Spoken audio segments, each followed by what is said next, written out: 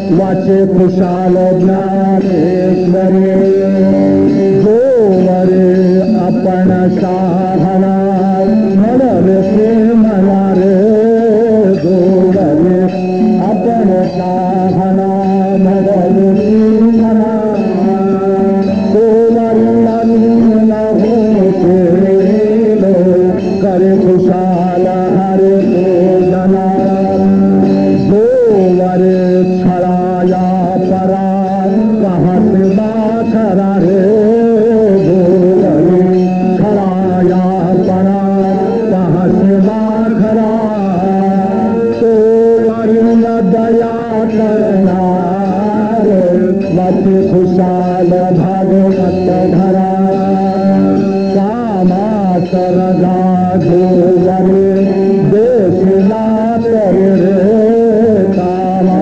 सरदा गोवरे देशला तरे तो वरुण खरे वैराग्य सुख बाईला फेरे बोले गोवरे अनुभवालीन करे से भाषण रे गोवरे अनुभवालीन करे से भाषण तो वरे फूलते तारे करे सुखे ग्रंथ शोधन जणू म्हणे ज्ञान अनिकृते जे खनांदत हो जणू म्हणे ज्ञान अनिकृते जे खनांदते स्थिरावे मन घरे चालता आहे चित्तवृत्ती गोवरे गया बावरे रे आहे चित्तवृत्ती गोवरे गया बावरे गोवरीला काज होणार जरे बसला सगोला कुंडले कवरला सद्गुरु ज्ञानेश्वर तुकाराम महाराज विठ्ठल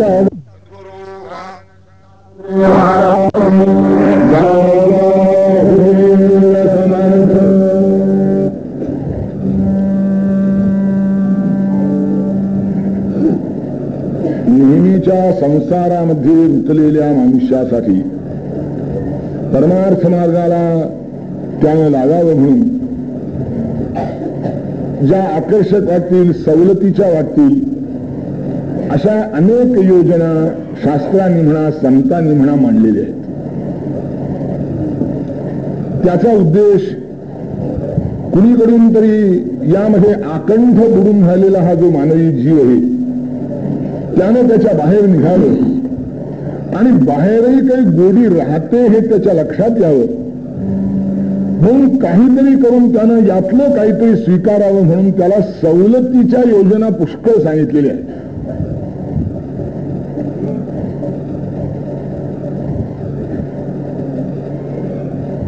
कंपन्यामध्ये ठेव ठेवावी म्हणून जसे सवलतीच्या योजना असतात तसं माणसाच्या मनाची ठेव आपल्याला मिळावी म्हणून पारमार्थिकांनी पुष्कळ सवलतीच्या योजना जाहीर केलेल्या आहेत. आणि मग त्यातल्या काही फार सोप्या काही आकर्षक आहेत. गंगा गंगेती ब्रूयात योजनानां शतैरपि मुच्यते सर्व पापेभ्यो विष्णुलोकं सगच्छति. आता आणखीन काय राहिलं सोपं? 100 योजना दूर राहून सुद्धा जर कोणी गंगा गंगा असं नुसतं म्हणाला तरी सुद्धा सर्व पापातून त्याची सुटका होते आणि विष्णू लोकाला तो जातो. 100 योजना दूर राहून नांदेडकरांना किती सवलत मिळाली? 100 योजनावरून जर गंगा गंगा म्हटलं तर इतकं पुण्य लागतं, तर काठावरच जो राहतो त्याला किती पुण्य? 1300 हिशोबात मांडलं पाहिजे. अशा पुष्कळ सवलत योजना आहे. नामस्मरणाचं महात्म्य गाताना संतांनी असं म्हटलं आहे, मनी नसे तरी नसो, तरी वाचे तरी असो. मनात नसलं नसू द्या, पण वाणीनं तर उच्चारा. अरे पंढरपूरला जाऊ नका, नुसतं पंढरपुरात जातो म्हणाला तरी सुद्धा तुकाराम महाराजांनी ते अशी शिवदी आभाने सांगितलं. म्हणजे जाती पंढरीस म्हणे जाईन तयास, तया आहे संसार ऐसे बोले तो फुली फुली फुली. असं बोलायची सोय नाही ना त्यांच्या द्यायची. जो पंढरपूरला जातो म्हणतो आणि जातो जातो प्रत्यक्ष जातच नाही, जाईन म्हणतो. दोघांनाही संसाराचं बंधन राहतं असं जो म्हणेल तो अधम आहे म्हणतात. म्हणजे नुसतं पंढरपूरला गेलाच नाही, नुसतं जातो म्हणला तरी तो मुक्त होतो असा याचा अर्थ आहे. काय प्रकरण नाही. हे जर 100% खरं असेल तर इथे वाङ्मयाची किंवा आदेशाची किंवा विधीची मर्यादा संपली पाहिजे की नाही? नुसतं मनामध्ये असो किंवा नसो, नुसतं तोंडानी नाम घेण्याचं जर फल आहे तर भजन ते ओंगवाणे नरका जाणे चुकेना कोणासाठी म्हणाला पाहिजे?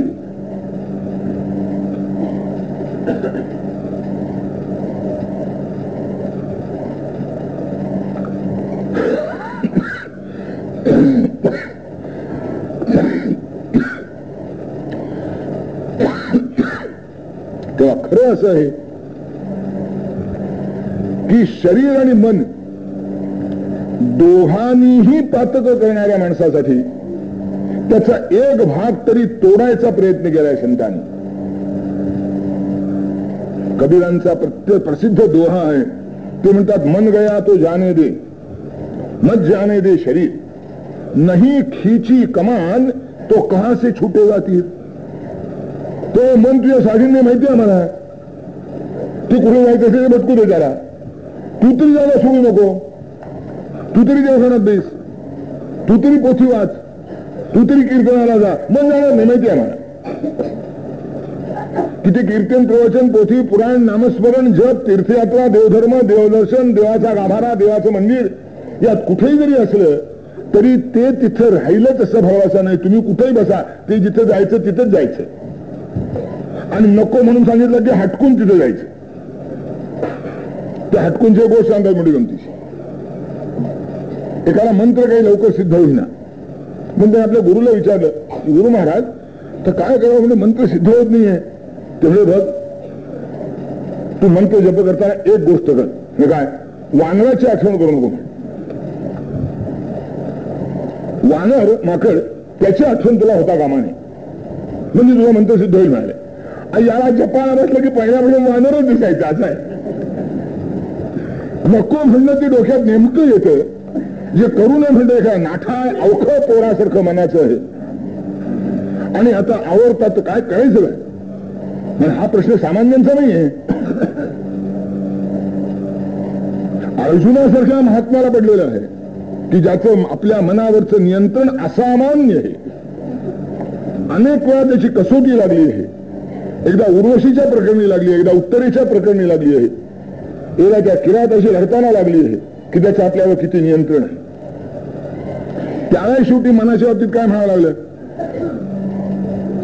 चंचलम हि मन कृष्ण प्रमाथि बलवदृढम तस्याहं निग्रहं मन्ये वायोरिव सुदुष्करम. मनाला आवरणं वायाची मोड बांधण्या इतकं वगैरे अर्जुन म्हणतो. ते अत्यंत उन्मत्त आहे, मोठं हट्टी आहे, मोठं समर्थ आहे. काय करा, भगवान नाही म्हणत नाही. पण अर्जुना तू म्हणतोस ते खरं आहे. असंशयम महाबाहो मनो दुर्निग्रहं चलम अभ्यासेन तु कौन्तेय वैराग्येन च गृह्यते. अर्जुना तू म्हणतोस हे खरं म्हणाले, 100% खरं आहे. पण आवडता येतच नाही हा जो त्याच्यावर तू निर्णय काढलास तो मात्र बरोबर नाही. ते आवडता येत. काय मार्ग, अभ्यासेन तु कौन्तेय, प्रयत्नपूर्वक जर साधना करीत राहशील. अभ्यास म्हणजे तीच गोष्ट पुन्हा पुन्हा पुन्हा पुन्हा करीत राहणे. पौन पुण्येन प्रवृत्तीरभ्यास, पुन्हा पुन्हा तीच गोष्ट करीत राहणं. अरे तर कौशल्य प्राप्त होतं. गवळी रियाज करतो म्हणजे काय करतो, ते सर्कस वाले सर्कशीत खेळतात खरं, पण त्याच्या आधी दिवसात 2दा तरी त्याची सवय केलेली असते. आणि प्राप्त होण्याच्या आधी 2-2, 4-4 वर्षे एकेका खेळाकरता घालवलेली असतात. तर ते सतत राहिलं म्हणजे त्याच्यात सहजता येते. आणि म्हणून अभ्यासाने काही साधत नाही असं जगाच्या पाठीवर काही नाही म्हणतात. अभ्यासाने सगळं साध्य होतं. तेव्हा अर्जुना जर योग्य मार्गाने सातत्याने न कंटाळता प्रयत्न करीत राहशील तर एक साधन. आणि याला जोड कशाची, वैराग्येन च गृह्यते. आणि या जोड वैराग्याची, सतत प्रयत्न आणि वैराग्य या 2 गोष्टी जर एकत्र असतील तर मनही आवरता येतं म्हणाले. आणि मन आवरल्याशिवाय माणसाचं पाऊल कोणत्याही दृष्टीने पुढे पडत नाही. शरीराने काय करतो याला महत्व नाही, मनाने काय करतो याला महत्व आहे. आणि मग ते कशाला सांगितलं, ते आरंभाला सांगितलं, कारण मन आवरण्याची सुरुवात शरीर आवरण्यापासून होती. यांचा पहिला कुरुठा इंद्रिय तेथून प्रवृत्ती कर्मासीरिये वशेही अस्येंद्रियाणी तस्य प्रज्ञा प्रतिष्ठिता. ज्याला इंद्रिय आवरता आली, शरीर आवरता आलं, त्याला मन आणि बुद्धीवर नियंत्रण प्रस्थापित करता येतं. म्हणून सुरुवात कुठून, सुरुवात मनापासून नाही, आरंभ मनापासून नाही, आरंभ शरीरापासून. शरीराचे लाड आधी नाहीसे केले पाहिजेत, मग मनाला वळण लागतं. कसं आहे, सैन्याशी लढण्याचे जे अनेक मार्ग आहेत, सैन्याचा पराजय करण्याचे, शत्रूचा पराजय करण्याचे, ते असं प्रत्यक्ष शत्रूच्यावर आक्रमण करावं आणि त्याला ठार मारावा, हा जसा एक मार्ग आहे, तसं शत्रू सैन्याची रसद तोडावी हा दुसरा मार्ग. रसद तोडणं हा कमी धोक्याचा आणि अधिक परिणामकारक मार्ग आहे. शत्रूवर प्रत्यक्ष आक्रमण केलं तर त्याचं बल किती आपल्याला माहित नाही. संख्येवर नुसतं बल मोजता येत नाही. मनाचं धैर्य किती राहतं त्याच्यावर बल अवलंबून राहतं. जिद्द किती राहते त्याच्यावर बल अवलंबून राहतं. त्याची जिद्द किती आपल्याला काय माहिती. पण त्याची रसद तोडली तर, तसं मनावर तुम्ही प्रत्यक्ष आक्रमण जर केलं तर मनाचं सामर्थ्य मोठं आहे, तुमचा जय होईलच सांगता येणार नाही. मनाची रसद तोडा. मनाची रसद तोडणं म्हणजे ते मन गया तो जाने दे मत जाने दे शरीर. शरीर न जाऊ दिलं की मनाची रसद तुटते. खावंसं वाटलं खायचं नाही, पाहावंसं वाटलं पाहायचं नाही, बोलावंसं वाटलं बोलायचं नाही, ऐकावंसं वाटलं ऐकावंसं नाही, चालावंसं वाटलं चालायचं नाही, करावंसं वाटलं करायचं नाही. म्हणजे वाईट गोष्टी आहे हे सगळं. नाही तर ऐकावंसं वाटलं ऐकायचं नाही, कीर्तनाला उद्यापासून सुट्टी. चालावंसं वाटलं चालायचं नाही, म्हणजे देवाला जायचंच नाही. करावंसं वाटलं करायचं नाही, टाळी वाजवायचीच नाही. तो किती ओरडो कीर्तन का नक्क असं नाही. ज्या वाईट गोष्टी आहेत, ज्यामुळे माणसाची आसक्ती वाढते, ज्याने विषयवासना वाढते, विषयाचा लोभ वाढतो, अशा ज्या गोष्टी आहेत त्या करायची प्रवृत्ती जरी मनात आली तरी शरीराने त्या करायच्या नाहीत असा निग्रह जर विचारपूर्वक करीत राहिलं तर हळूहळू मनाला सवय लागते. आणि अशी सवय लागली म्हणजेच माणसाची प्रगती होते. हे जर झालं नाही तर मग भगवान म्हणतात तसं होतं. कर्मेंद्रियाणि संयम्य यास्ते मनसा स्मरन् इंद्रियार्थान विमूढात्मा मिथ्याचार उच्यते. कर्मेंद्रिय आवरली आहेत आणि मनाने सगळे व्यापार करतो, मिथ्याचार उच्यते.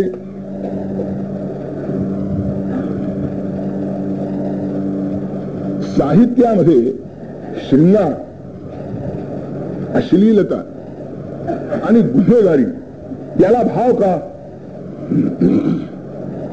माणसाला ते करावं असं वाटतं आणि कोणत्या ना कोणत्या तरी कारणाने ते करता येत नाही.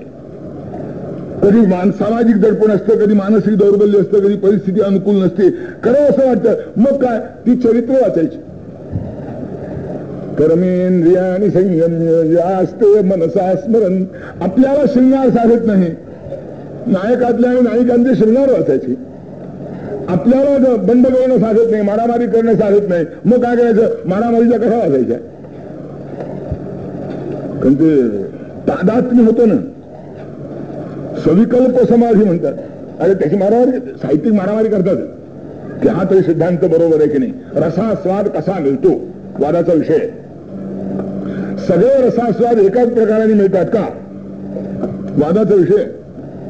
वादाचे विषय साहित्यिकांनी कोणती केले नाहीत, पण शेवटी यातलं हे खरं आहे की नाही,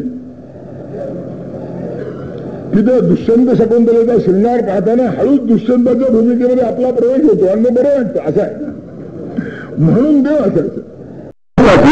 भक्ती मार्गाला जाणाऱ्या माणसानं काय करू नये याचं नारदांनी स्वच्छ मार्गदर्शन केलं जाणार. स्त्रीधन नास्तिक वैरी चरित्र न श्रवणीयम.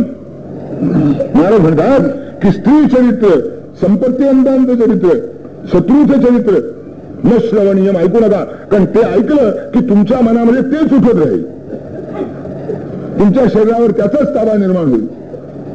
मी आपल्या एवढ्याकरता सांगतोय की मन शरीर आवरलं आहे, शरीर आवरावं लागलं आहे, पण मन जर आवरत नसलं तर ते कोणत्या ना कोणत्या तरी रूपामध्ये चंचल होऊन तोच उद्योग करीत राहतं.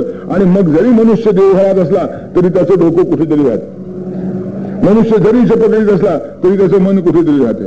आणि असं जर होत असेल तर तो जे करतो त्याला काही किंमत राहत नाही असं महाराज. आणि म्हणून त्यांचं सगळं पद त्याच्यावरच आधारलेलं आहे. आहे चित्त वृत्ती जोवरी गड्यावावरी रे, आहे चित्त वृत्ती जोवरी गड्यावावरी, जोवरी नकाही होणार गडबडला. चित्त वृत्ती जोवरी गड्यावावरी रे, आहे चित्त वृत्ती जोवरी काही होणार गरी बसला जोपर्यंत चित्तवृत्तीला स्थिरता आली नाही तोपर्यंत तू शरीराने कुठेही राहा, काही उपयोग नाही. मासा स्नान करी घरी बक पहा, ध्याना प्रति साजरे, वायू भक्षित वा सुखी विभूतीने की लिप्त केला खरे. गेहा पोपट राम राम म्हणतो मेंढाही परिणाशिनी, बोले दास गणू पुन्हा जलसला, सांगा हरिया तुझे. नुसतं स्नान करणं जर पुण्याचं असतं तर पाण्यामध्ये अखंड बुडून झालेला दगड आणि पोहणारा मासा कितीला धुवून जायला पाहिजे. अंगाला भस्म लावणं हे जर महत्वाचं असतं तर उकिरड्यावर लोळणाऱ्या आढाच्या अंगाला काय लागतं. लिप्त केला खरे देहा पोपट राम राम म्हणतो. जोपर्यंत डाळिंब समोर दिसतो, पेरू समोर दिसतो, मिरची सुद्धा समोर दिसते, तोपर्यंत पोपट मालकीला खुश करण्याकरता रामराम म्हणतो. चुकून पिंजरा उघडा राहिला आणि मांजरानं नरडं पकडलं, आता रामराम म्हणावं की नाही.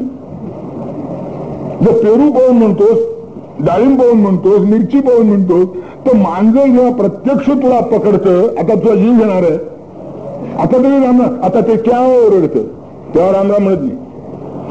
आता त्याचं ते पेरू पाहून गेलेलं रामराम काय कामाचं. कारण असं आहे, रामाच्या नावाचे 2 गुण फार महत्वाचे. तिसरा,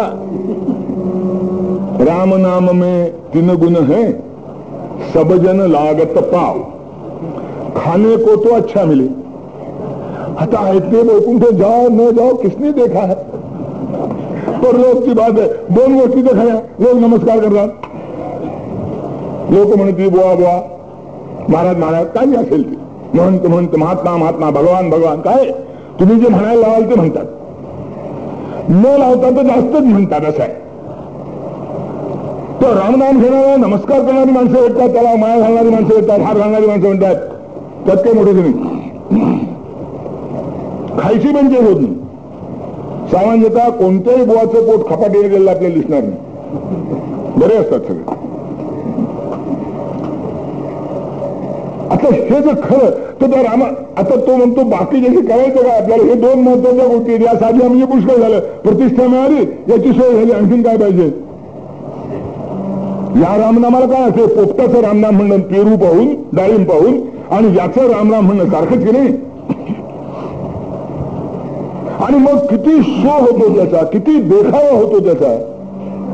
या दादा या कृत्रिमतेचा फार संताप त्यांनी एके ठिकाणी लिहिलं. एक भाडोत्री पहारे करी, विना घेऊन भजन करी, बुवा पाहता पलंगावरी सन्निध असती कुटुंबाच्या. मला त्याच्यावर भाष्याची काही गरज नाही. नुसतं असं म्हणून उपयोग काय. आपल्याला म्हणायचं नाही, माणसं टेप रेकॉर्ड लावून ठेवतात, भजन टेप रेकॉर्ड करतो. उद्धव व्हायचं तर त्याचा तुझा कसा व्हायचा. आणि म्हणून ज्यात मन गुंतलं नाही ते शरीराने करीत राहिलात तर अगदी मॉन्टेसरी मध्ये चालेल, पण पहिलीच सुद्धा जाणार नाही. त्याच्याकरता मन काहीतरी वळलंच पाहिजे. असं जर वळणार नसलं, आहे चित्त वृत्ते जो वळे गया बावरे, तो वरे नतागे होणार जगभरण्यास दोनाचे मानापमान. आता चित्तवृत्त्या चंचलता कोणकोणत्या कारणाने येते त्याची यादी पुढे. मानापमान चंचल होते कशाने. मानापमान दोवरे कळे अंतरे, तो वरेला तत्व कळणार वाचे कुशाल ज्ञानेश्वरी. जोपर्यंत मानापमानाच्या कल्पना तुझ्या उग्र आहेत, तीव्र आहेत, कोण बसला की नाही, कोण उठला की नाही, पाठीला मी बसले असा, पाठी टक्क्याला टेकून बसला कसा, पाय पसरून बसला कसा, महाराजाची तक्रार. मानापमान कोणाची असते समजू शकतो, महाराजांची असेल काय कारण. पण ते एका महाराजाचा नियम आहे म्हणे, त्यांच्या बैठकीत कोणी गेला की टक्क्याला कोणी टेकायचं नाही. महाराज तेवढं पसरल्यासारखे बसणार, पण बाकी जण सगळ्यांनी असं बसलं पाहिजे. शिस्त. मानापमानासाठी शिस्त, सोयीसाठी शिस्त. मानापमानासाठी शिस्त असेल काय कारण. पण असते ज्ञानेश्वरीवर प्रवचन करणाऱ्याची सुद्धा. महाराज म्हणतात काय तर ज्ञानेश्वरी करा. मानापमान जो वरे कळे अंतरे, ही कल्पना का रुचते. जोवरी आपण शहाणा म्हणविशी मना, तो वरे नलीन होशील करे खुशाल हरे पूजना. देवाची पूजा कशाला पुष्कळ मांडून ठेव, पण जोपर्यंत मी शहाणा आहे याची कल्पना तुझ्या अंतःकरणात उतरली नाही तोपर्यंत तुझ्या परमेश्वराच्या पूजनाचा काही उपयोग नाही. परमेश्वराची पूजा ही माणसाला नम्रता शिकवण्याकरता असते. मी कुणीच नाही, तो सर्वस्व आहे, माझ्यासारख्या चुका सारख्या होत असतात आणि म्हणून मला त्यांना क्षमा करावी अशा तऱ्हेचे मंत्र म्हणत परमेश्वराच्या चरणाशी लीन व्हायचं. हे मंत्र म्हणताना मनुष्य सगळ्यात जास्त अहंकारी असतो. असं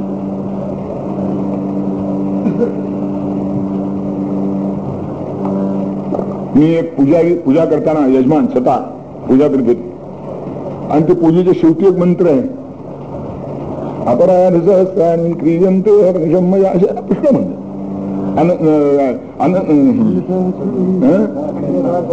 अन्यथा शरणं नास्मी त्वमेव शरणं मम तस्मात् कारुण्यभावेन रक्ष रक्ष परमेश्वर. आता अन्यथा शरणं नास्मी हे मंत्र म्हणताना यानं काय करावं. आपल्याच कपाळाचं गंध करीत बसावं का. हातात आरसा, अन्यथा शरणं नास्मी त्वमेव शरणं. काय प्रकरण आहे?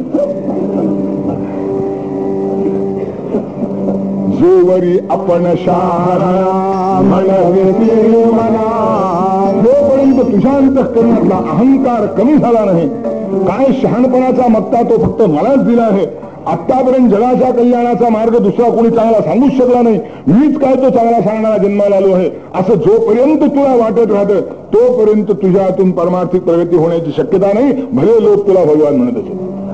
जोवरी आपण शहाणा म्हणवे मना,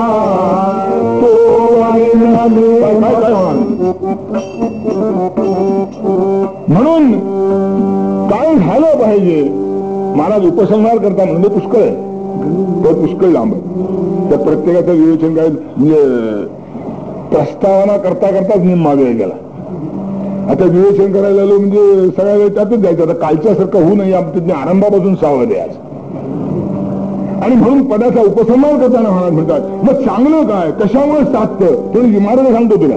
गणू म्हणे ज्ञान आणि कृती जे नांदते हो, गणू म्हणे ज्ञान आणि कृती जे नांदते,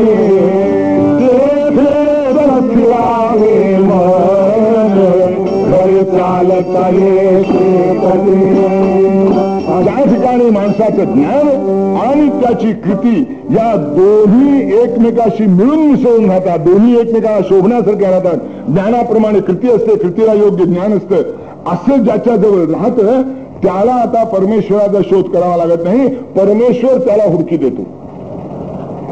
गणू म्हणे ज्ञान आणि कृती जे नांदते, मन ठरवत आणि घरी चालत आणि ज्याचं मनच फिरावलं त्या आता मिळण्यासारखं राहिलं काय जगामध्ये. तो म्हणेल ते होणं शक्य आहे, मनावर नियंत्रण प्रस्थापित झालं तर. असं कसं होतं दिनाबेल चरित्र.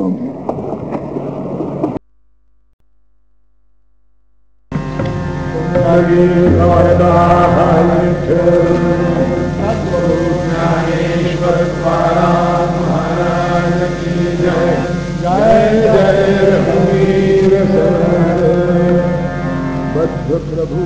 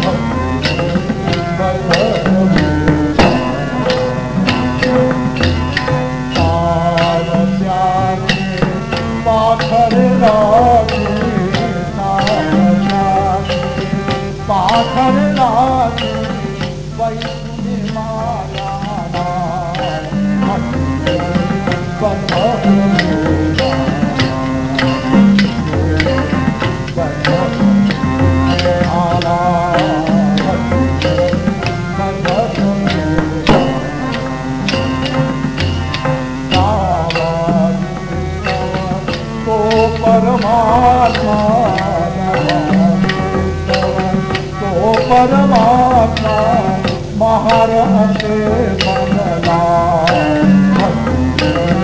पथ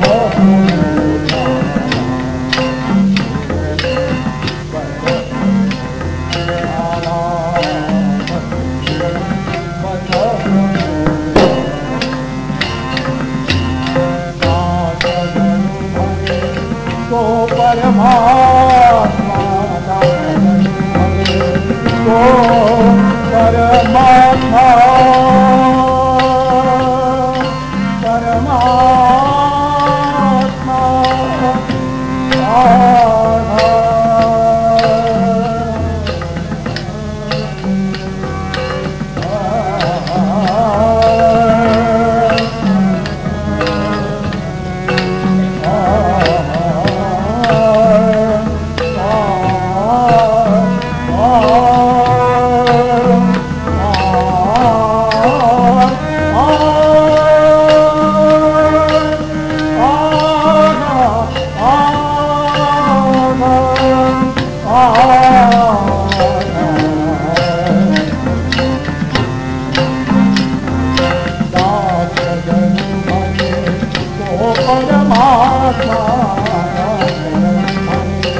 तो परमात्मा परमात्मा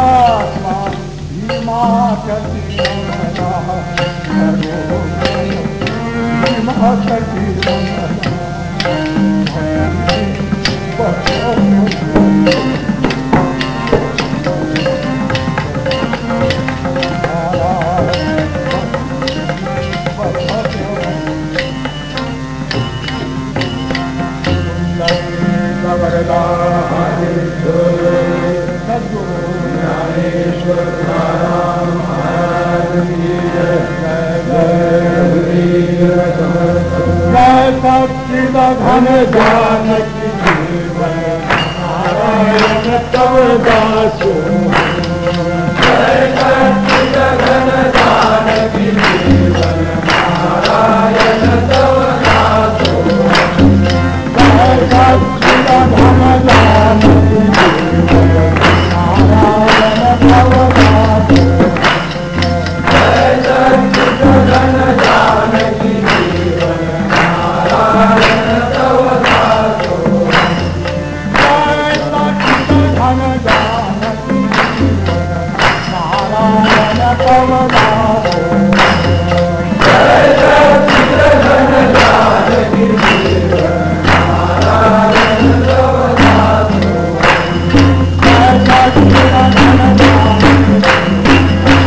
नारायण तव दासो घन जानकी जीवन नारायण तव दासो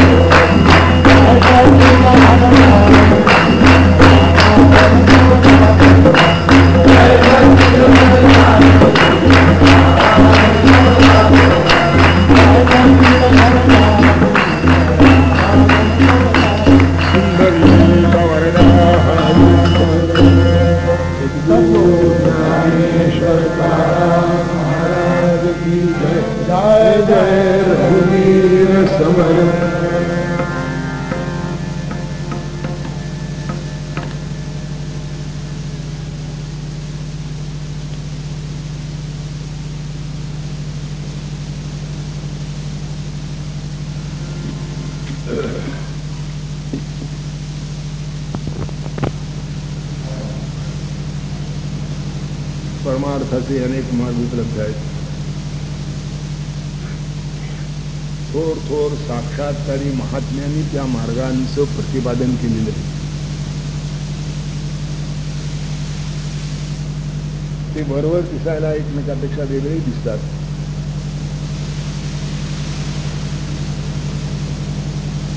एकासारखं दुसरं नसतं, असू शकत.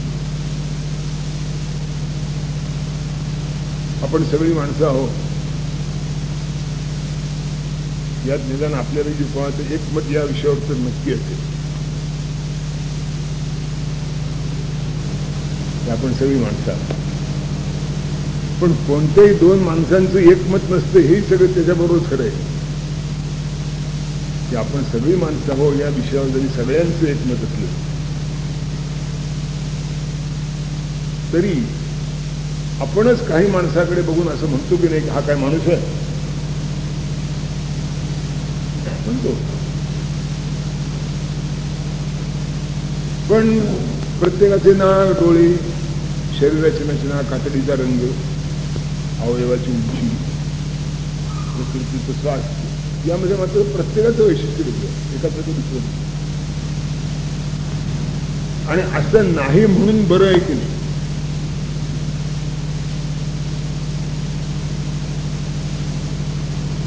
असं नाही म्हणून बरं आहे. नाही तर काय काय घोटाळे झाले ते कोण, सगळी माणसं जर छाप्याच्या गणपतीसाठी दिसली असती की एकाच छाप्यात नव्हतं काढले, तिथं काय झालं. हे जसं व्यक्तिमध्ये वेगळं आहे, तरी सुद्धा व्यक्तिमत्तेमध्ये वेगळेपण असून त्यांची प्रकृती, त्यांची शरीररचना यामध्ये अंतर असून माणूस म्हणून जसे सगळे एक असू शकतात, तसं साधा मार्ग जरी प्रत्येकाचे भिन्न असतील तरी साध्य म्हणून तिथे जायचे ते ठिकाण म्हणून सगळ्यांचे, आणि साधा मार्ग ते भिन्न राहतच. नांदेडून गोरटेला एक झालं तरी भोकरवरून यावं का मुख्यवरून यावं त्यात प्रश्न असतो की नाही, त्यात प्रत्येकाची सोय गैरसोय असते की नाही, असते. तुम्ही म्हणतो काय त्यांना गणित असतं प्रत्येकाचं. आपण बोलतो 22 मैलाचा फरक पडतो, 22 किलोमीटर, 22 किलोमीटरचा फरक पडतो. तो आपण इकडनं गेलं बरं मुख्यवरून सांगतो 22 किलोमीटरचा फरक पडतो. पण ते मोटारला इतके हातके बसत आहोत आणि इतक्या गिअर बदलावा लागतो की ते पेट्रोल काय वाटत नाही, उलट जास्तच खर्च होतो. त्यापेक्षा या रस्त्याने गेलं बरं. असं आहे.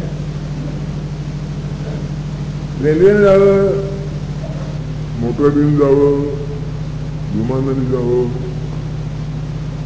हा प्रश्न होऊन बघतो. विमानाने जाणं हे प्रतिष्ठेचं समजलं जातं, ऐश्वर्याचं समजलं जातं. काही सोयी गैरसोय लोक 2-2.5 तासात पोहोचतो जायच्या ठिकाणी. इथे 24 तास लागतात, तिथे 2-2.5 तास लागतात, तिथे रेल्वेला 24 तास लागतात.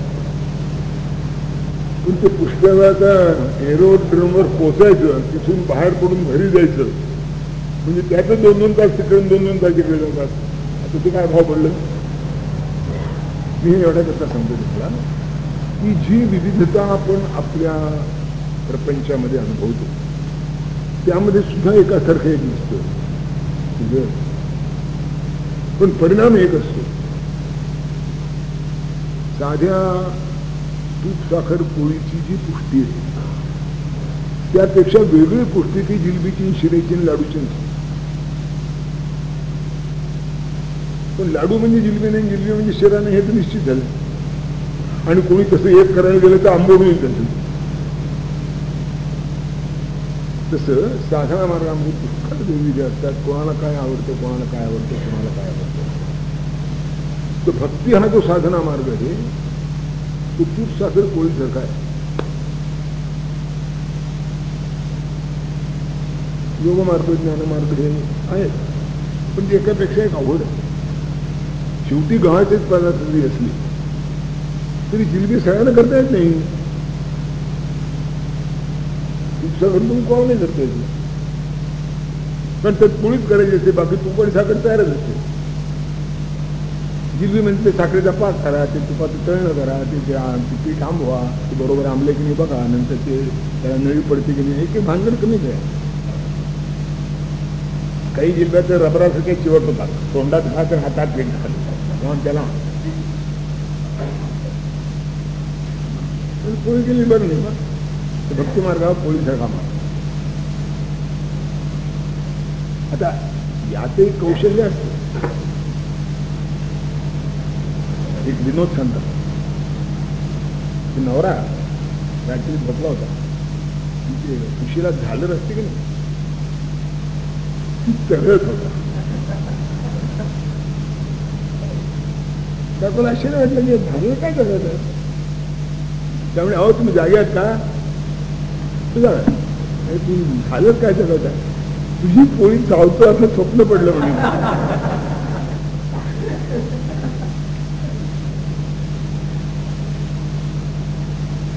तर पोळीचे प्रकार नसतात असं नाही, पण पोळी जर चांगली असली तर तिचं पोषण हे इतर कोणत्याही पक्वांनापेक्षा रेसभरही कमी नाही. उलट इतर पक्वांना जिभेला चांगली लागली जास्त तरी पचायला त्यात अवघड होतं. पोळी कदाचित जिभेला बुद्धी इतकी, शिरे इतकी, लाडू इतकी चांगली लागत नसेल, पण पचायला तिन्हीपेक्षा सोपी असते. त्याचे आफ्टर इफेक्ट्स फार परिणाम जास्त भोगायला लागतात, काही भोगायला. तसं बाकी सगळ्या मार्गामध्ये भक्तिमार्ग जो आहे हा पचायला सोपा आणि परिणामाला तितकाच उन्हाचा. पण मी आता पोळीचे जे प्रकार सांगितले तसे भक्तीचे प्रकार असतात. म्हणून महाराजांनी परमेश्वर भक्तीने बांधला जातो खरं आहे, पण कोणाच्या भक्तीने बांधला जातो म्हणून त्यांनी उदाहरण दिली.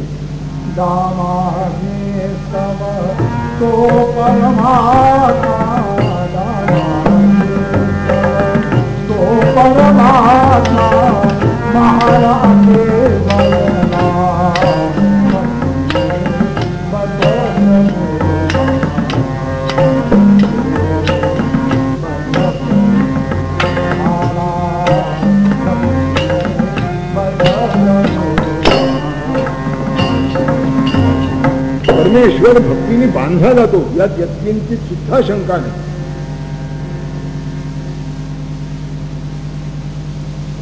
भगवान स्वतःच सांगतात अनेक वेळा की नाहं वसामि वैकुंठे योगीनाम हृदये रबौ मदभक्ता यत्र गायन्ति तत्र तिष्ठामि नारद. की मी पुढे वैकुंठात राहत नाही म्हणाले, सूर्यमंडलात ते राहत नाही. माझे भक्त जिथं गातात तिथे मी राहतो. गाणं म्हणण्यामध्ये त्या भक्तीच्या मागचा नाही तर सगळे गायकून बोलून गेले असते. आता भजनाची गाय म्हणजे एकेकाळी सिनेमाच्या गाण्याची एक फॅशन होती, आता भजनाच्या गाण्याची फॅशन झाली आणि ते भजनं गाणारे चांगले पैसे मिळवतात म्हणे.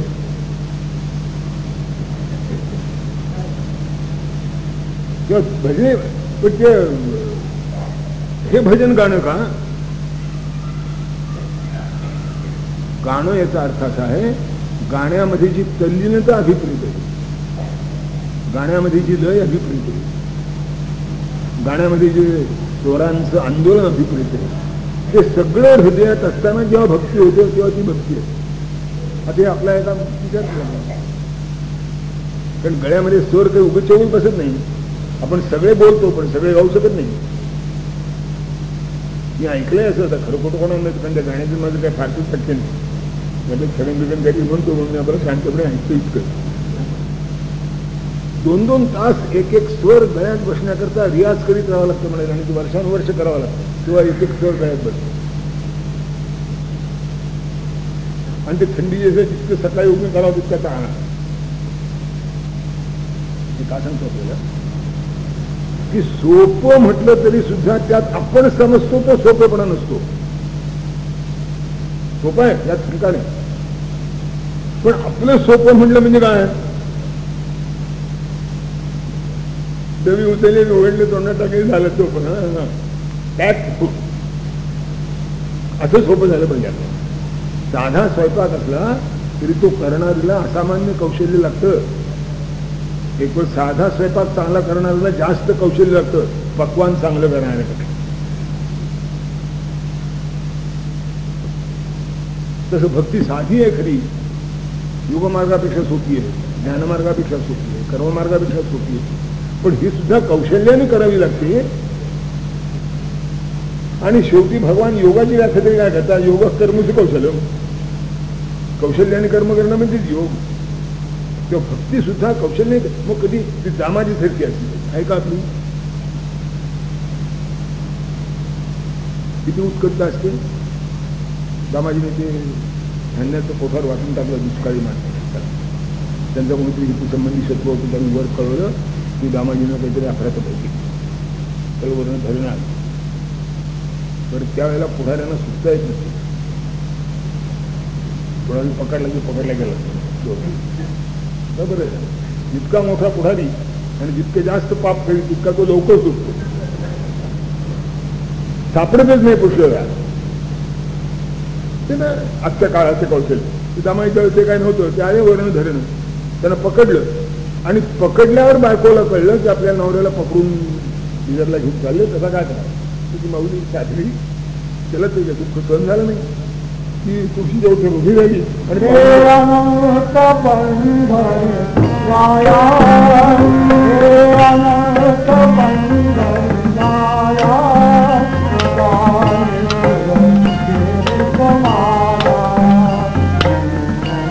पांडुरंगाचा धावा करू लागली की भगवान हे काय माझ्यावर संकट आलं, मी काय केलं, मी मला शक्य तेवढी जमीची भक्तीच केली तरी माझ्यावर असं संकट काय आलं. कारण पतिव्रतेवर तिच्या पतीचा वियोग आणि तोही इतक्या भयंकर स्वरूपात याचे इतकं दुसरं मोठं संकट नाही. काय हो ना तुमची पांडुरंगाचा धावा घेतली. बायकोचा निरोप झाल्यामुळे आत आले. त्यांनी पाहिलं पांडुरंगाचा धावा घेतली. जवळ गेले, बायकोच्या पाठीवर पहिला हात. VDS काय म्हणजे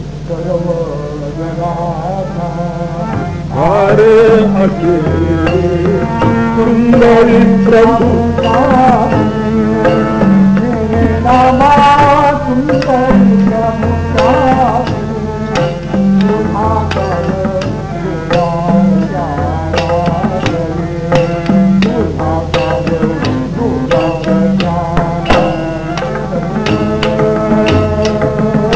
दमाजी आपल्या बायकोला म्हणाले, सगळ्या जगाचा भार माझ्या देवाच्या डोक्यावर आहे, तुझं कशाला. एवढी उत्कटता आपल्या अंतःकरणात आहे भक्तीची. आपण देवाला जाताना ठेच लागली तरी म्हणतो देवाला जाताना ठेच लागलीच कशी.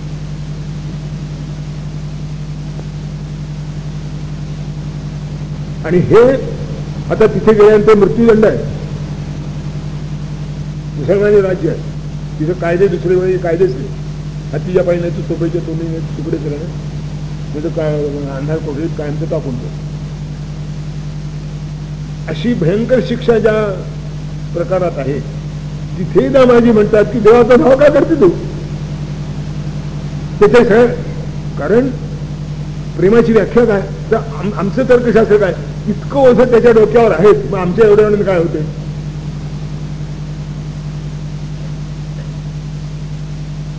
प्रेम मी मनुष्य कशाचा विचार करतो, त्याच्या सुखात माझं सुख, माझ्या सुखाकरता तो नाही. नारदांनी स्वच्छ शब्दामध्ये 2 व्याख्या केल्या आहेत, पतिव्रतेचं प्रेम आणि जारिणीचं प्रेम, पत्थरी स्त्रीचं प्रेम, व्यभिचारिणीचं प्रेम. पतिव्रतेचं प्रेम कशाला म्हणतात, पतीच्या प्रेम सुखात जिचं सुख आहे ते पतिव्रतेचं प्रेम, आणि माझ्या सुखाकरता तो आहे अशी जी भावना आहे ती जारिणीची भावना. भक्ती व्यभिचारी पाहिजे. त्या देवाला जे आवडतं ते मी करीन असं म्हटलं पाहिजे. मला जे आवडतं ते देवाने करावं. आमच्या पांडुरंग हिंदीच्या तत्वज्ञानाचा हाच भाग आहे, देवाचं काम करा तुम्ही, देवाला जे आवडतं ते काम करा. आम्हाला जे आवडतं ते काम देवाने करावं म्हणतो. चांगला मनुष्य म्हणतो देवाला जे काम आवडेल ते मी करीन. भक्तीची परत माझी ठरवली. दामाईच्या अंतःकरणात ते आहे की एवढं भयंकर संकट कोसळलं. बायको देवाचा धावा करते, ते म्हणतात देवाचा धावा काय करते तू. आता असं ज्या क्षणी दामाईच्या मनात आलं आणि ती कृती घडली त्या क्षणी देव बिदरला जाऊन पोहोचले अशी स्थिती. असं किती वेळ दिला तर जनाबाईच्या जवळ देवाला काही खायला मिळत नाही. ती जनाबाई भूक लागली म्हणजे तुम्ही देवा, अरे माझ्याजवळ आता काय खेळा भाकरीवर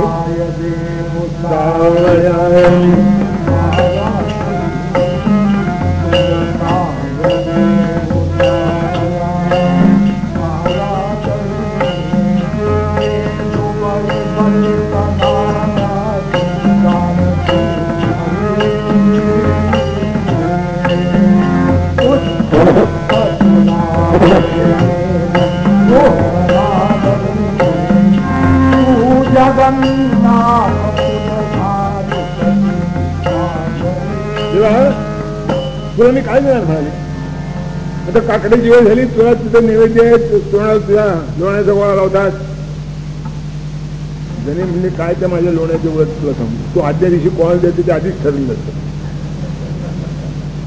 उठता देवाच्या कोणाला लावायला लोण्याचा गोळा कोणाला द्यायचा ते आधीच ठरलेलं असतं. आता उठतं मी खातो का म्हणले, ते दुसऱ्या दिन टाकले, आदल्याच दिवशी सोंग झालं ते माझ्या तोंडा लोणी लावणे. नको मजशी शर्करा मजशी दे तुझी भाकरी, असे म्हणून तो बलो उघडीते तो श्रीहरी. बरे थमुनिया जणी तिज सरे प्रभू जेवला, शिळे न परित्यातला कणशी मागुती ठेविला. शिळ होत जनाबाई मी एका टोपल्यात खाल्लं म्हणून त्याने दिवाळी निघालं होतं, खायला घरी मिळत नव्हतं. हे प्रेम आहे, भाकरी खाल्ली नाही देवाने, जनाबाईचं प्रेम. आणि ते तितक्याच उत्कटतेचं आहे की जितक्या उत्कटतेचं मीराबाईचं. म्हणून त्या दादाने लिहिलंय ते म्हणतात, मीरा घाली मोतीचूर राजकन्या आहे ती, किंवा रोज देवाला पंचपक्वान्न करणं शक्य आहे निर्णय प्रकारची, देवाला काही मधुमेह नाही, त्यांनी मोतीचूर एवढे खाल्ले. त्यांनी शिळी भाकर केवळ काय दिवस बिचारी मोलकरीने काम करणारी, त्याला कोण देणार ताजं, त्याला करायला वेळ नाही, त्याला ताजं कोण देणार. त्या भाकरी दिल्या तर देणारे शिरच्यावर खाल्ल्या. भाकरी खाल्ली का मोतीचूर खाल्ला हे महत्वाचं नाही, देणारी मीराबाई आहे का जनाबाई आहे हे महत्वाचं. नाहीतर खाय कण्या विदुराच्या कौरव पतीचे रुचे न पक्वान. दुर्योधनाच्या कण्या खाल्ल्या, दुर्योधन हात देऊन पुढे होता, त्याची पंचतारांकित सोय करतो म्हणला तुम्ही. देवाने त्याला काय उत्तर दिलं माहितीये, तू राहायला ज्या म्हणत होता मी जरा कळलं. बरं कारण तरी सांगावं की नाही, सरळ सांगता आलं असतं की माझी आत्या तिथं आहे, फार वर्षात आमची भेट झाली नाही, अनेक आलोच आहे, ते तिच्या बरोबरच राहतो. हा म्हणला निदान जेवायला तरी या. भगवंतांनी यातलं काही सांगितलं नाही. ते काय म्हणले माहितीये, प्रीती भोज्य आणि शान्न आणि आपद भोज्य आणि वा पुन्हा नचत्तम प्रियसे राजन नचे वापद गतावय. एक तर माणसं एकमेकाचं अन्न प्रेमाने खातात उरले, नाही तर भीक लागली म्हणजे खाण्यापासून भेटलीच नाही म्हणून खातात. मला अजून भीक लागली नाही आणि तुझं माझं प्रेम नाही म्हणजे मी एक मिळतो. बद्ध प्रभू झाला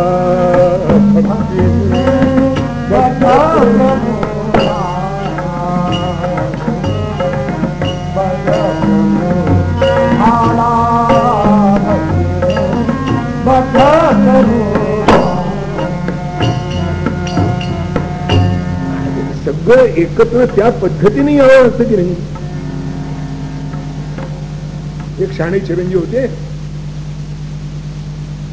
आईची मोठी आशा, बाप लवकर नेला होता, तर पोर आपलं काही बरं करी, याचे कान हा वाढायला त्याचे कान याच्यामध्ये जास्त लांबले लागले वाढायला लागले.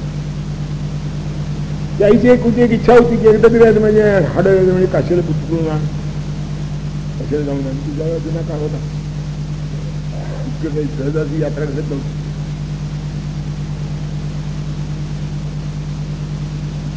आता यानं याला नोकरी लागावं असं आहे. आरक्षणामुळे नोकरी लागत नसेल तर गोष्टी, नोकरी लावायसाठी याची जो काही नव्हतंच, त्याला कशी नोकरी मिळायची. हा निशाणी डावा आमचा काय होतो, निशाणी डाव्या अंशाला फक्त पुढारी होता येतं, बाकी काय येत नाही. जितका जास्त अडाणी तितका तो निवडून यायला जास्त लायक असा आहे. ते कुठे व्याख्यान चाललं होतं विज्ञानावरती. आधी विज्ञान पोरांना समजावून सांगितलं पाहिजे की विज्ञान समजून सांगते रेल्वे गाडी कशी चालते, ते वाफेवर चालते, वाफ कशी नाही मानवतो, पाणी आणि अग्नीवर नाही मानवतो, आणि मग त्याचं इंजिन चालतं असं व्याख्यानात आलं विषय. याने तेवढंच आहे. तो घरी आला, आई म्हणलं आपलं काशी जायचं ठरलं. म्हणजे कसं जायचं रे, आत्ता जायचं म्हणला, वाफेनं गाडी चालते, वाफेला पाणी आणि अग्नी लागतो, आपल्या घरात विहीर आहे, मी घर पेटवून देतो. मला वाटतं त्याची आई काशीला गेली का थेट वर गेली कोणाला.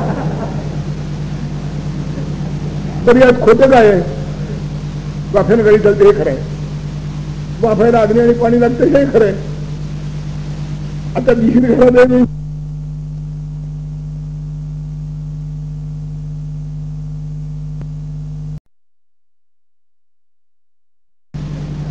तर यात खोटं काय आहे? वाफ्यानं गाडी चालते हे खरं आहे, वाफायला अग्नी आणि पाणी लागतं हे खरं आहे. आता विहीर घरात घर पेटवून वाफ्यानं गाडी चालते का?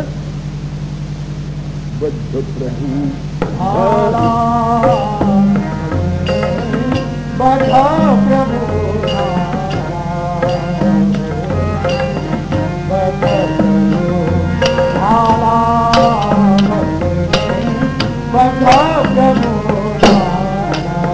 परमेश्वर भक्तीनं बांधला जातो यात यत्किंची सुद्धा शंका नाही.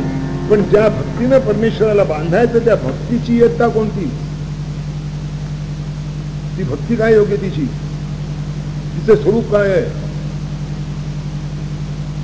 ऊपर की तो खूप बनी है, अंदर की तो राम जाने का. हिंदी मध्ये म्हण आहे की राम नाम सब कुछ लेत सब कोई लेत, ठक ठाकुर और चोर. राम नाम सब कोई लेत, ठक ठाकुर और चोर. ठक म्हणजे रुचा, चोर म्हणजे दुसरा नाही. ठाकूर म्हणजे प्रतिष्ठित संभावित. तो कवी पुढे म्हणतो, जिस नाम से ध्रुव प्रल्हाद तरे वह नाम कुछ और. रामाचं नाव सगळेच घेतात, चोरे घेतात, लवाडे घेतात, चांगली माणसे घेतात, पण ज्या रामनामाच्या बळावर प्रल्हाद आणि ध्रुव तरुण गेले ते नाम काय योग्य त्याचं? आता हे रामाचं नाव म्हणजे काय त्या स्वरात फरक आहे का? की राग स्वर उदात्त निर्मळचा स्वर अनुदात का म्हणजे पीत का ताल निराळा का सूर निराळा का राग निराळा काय? राम तेच ना, तोच उच्चार ना, त्यात उच्चारण्यात तर फरक नाही ना. फरक आहे कुठे? या वृत्तीतून ते उच्चारलं जातं की ध्रुवप्रसादाची वृत्ती निराळी आणि या बाकीच्यांची वृत्ती निराळी. आणि म्हणून ध्रुवप्रसादाला मला वेळ लागला नाही, हे तरी तरी काय होत नाही. त्याला काय गरज आहे? एक गोष्ट लक्षात ठेवली पाहिजे, गरज आम्हाला आहे त्याला नाही. अरे ज्याला गरज असते तुझा 5 वर्षात एकदा भेटतो फक्त निवडणुकीच्या आधी, पुढे थोबाड दाखवत नाही. ज्याला गरज आहे तो सुद्धा मला दाद देत नाही. ज्याला गरजच नाही त्यांना आमच्याकडे काय म्हणून पाहावं? गरज असली तर मला आहे. आणि मग त्याचं स्टँडर्ड नाही नव्हे, त्याचं स्टँडर्ड जनाबाईचं स्टँडर्ड, त्याचं स्टँडर्ड जनाबाईचं स्टँडर्ड, त्याचं स्टँडर्ड दामाजी पंताचं स्टँडर्ड, त्याचं स्टँडर्ड चोखोबारायचं स्टँडर्ड, गोरोबारायचं स्टँडर्ड. आम्ही त्यात कुठेच बसतो. आपण रोज सकाळी भजन म्हणतो, रोज खाला बाला भोग आता उघडा वेगळा, खाला बाल भोग आता उघडा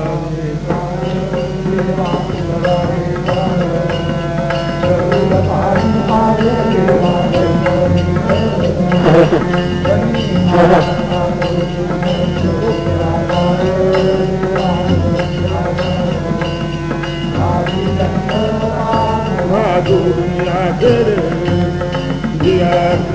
जानी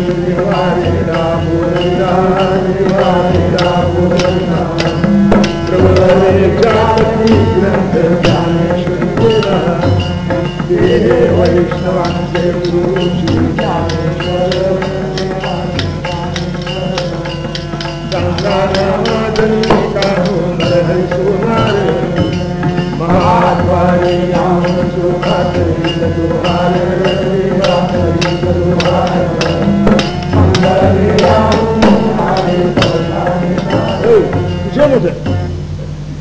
दिवाचं झाड बंद आहे. एका क्रांतिकारकाने लिहिलंय आपल्या कवितेमध्ये की ठोठावित बसलो अजून नुघडती बारे, की तुझ्या घराची बंद सदोदित दारे. तुम्ही ठोठावीत बसलोय, अजून ती उघडत नाहीये. तुझ्या घराची दारं सदैव बंदच आहेत, कधी उघडतच नाही. कारण हे मुळात नसती, त्यांची देवाला श्रद्धाच नाही, त्यांना देव कसा दिसायचा?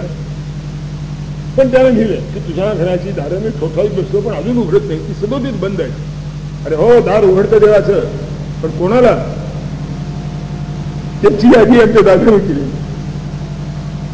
निवृत्तीनाथापासून ते कांसपात्रेपर्यंत. निवृत्तीनाथ वैराग्याचा मूर्तिमंत पुतळा होता.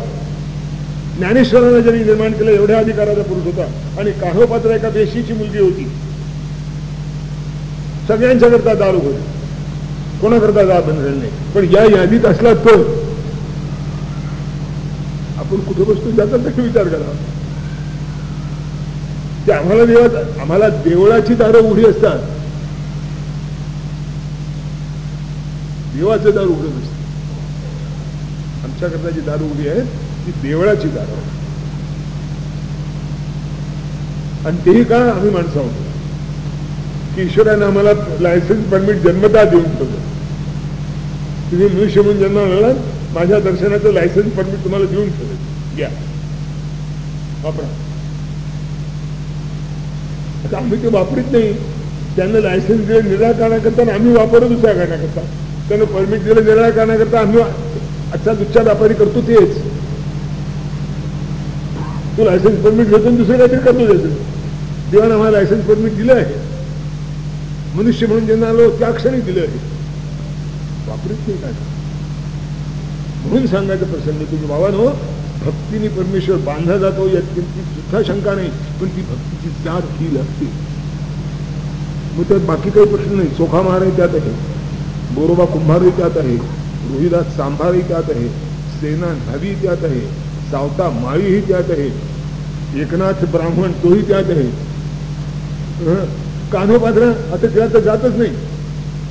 अस्पृश्याहून अस्पृश्य वेशी आहे ती ठीक आहे, आणखी जात नाही. पण हे सगळं तिच्यावर ते नाही. आता हे असलं तर काय होतं आपल्या आख्यानात सांगतो. देश अशोक